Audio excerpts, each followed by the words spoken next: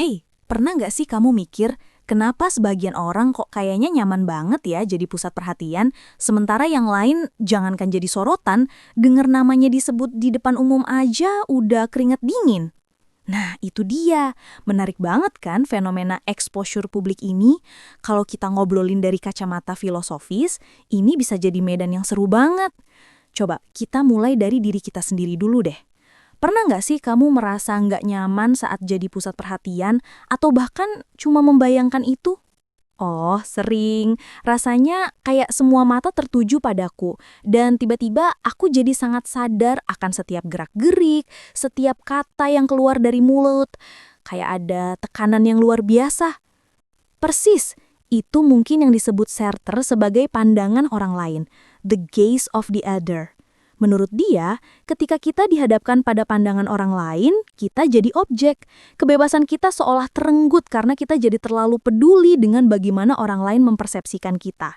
Rasanya kayak terkurung dalam citra yang orang lain ciptakan buat kita. Jadi, kita jadi teralienasi dari diri kita sendiri ya, karena fokusnya jadi ke validasi atau penilaian dari luar, bukan dari dalam. Bisa dibilang begitu, dan ini nggak cuma soal malu atau grogi biasa. Ada lapisan filosofis yang lebih dalam. Coba bayangin, kalau dari kacamata eksistensialisme, setiap individu itu kan punya kebebasan mutlak dan bertanggung jawab atas keberadaannya. Tapi saat di bawah sorotan publik, kebebasan itu seolah terancam. Ada tuntutan untuk berperilaku sesuai ekspektasi. Jadi bukan diri kita yang otentik. Wah, itu masuk akal banget. Jadi, exposure publik besar itu bisa jadi semacam ancaman bagi otentisitas diri kita. Betul, apalagi di era media sosial sekarang ini. Setiap unggahan, setiap komentar, itu kan semacam exposure publik kecil-kecilan yang terus-menerus.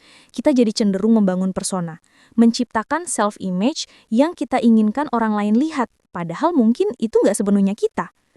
Setuju. Ini juga ada kaitannya sama penelitian psikologi loh. Ada konsep yang namanya spotlight effect. Itu kecenderungan kita untuk melebih-lebihkan seberapa banyak orang lain memperhatikan penampilan, perilaku, atau kesalahan kita. Padahal, sebenarnya orang lain nggak sefokus itu.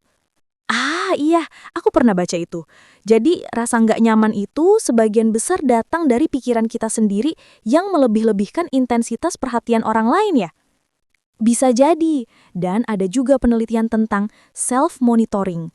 Orang dengan self-monitoring tinggi cenderung sangat peka terhadap bagaimana mereka tampil di depan umum dan berusaha menyesuaikan diri dengan situasi sosial. Mereka mungkin merasa lebih nggak nyaman dengan exposure besar karena terlalu banyak yang harus diperhatikan dan disesuaikan.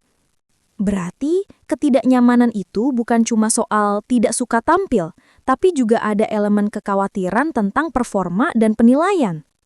Tepat sekali.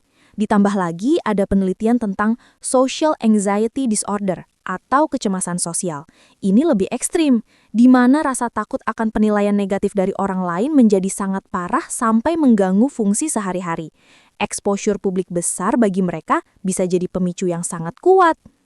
Jadi, kalau ditarik benang merahnya, rasa nggak nyaman dengan exposure publik yang besar itu bisa dibilang gabungan dari ancaman terhadap otentisitas atau kebebasan, perspektif filosofis, kecenderungan psikologis untuk melebih-lebihkan perhatian orang lain, spotlight effect, kekhawatiran akan penilaian negatif dan performa, self-monitoring, dan dalam kasus ekstrim, kondisi kecemasan sosial.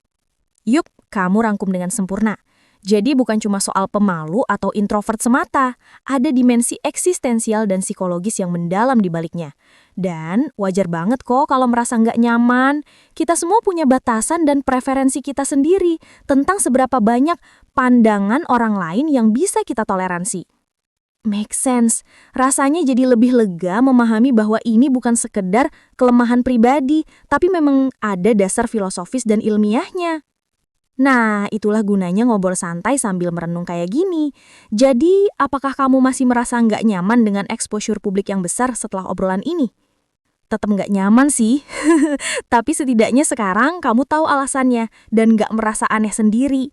Mungkin kamu cuma perlu lebih sering mempraktekkan radikal otentik di depan cermin, biar siap kalau tiba-tiba harus pidato di depan ribuan orang. Good luck with that. Atau ya, cukup nikmati saja kenyamanan di balik layar, itu juga otentik kok.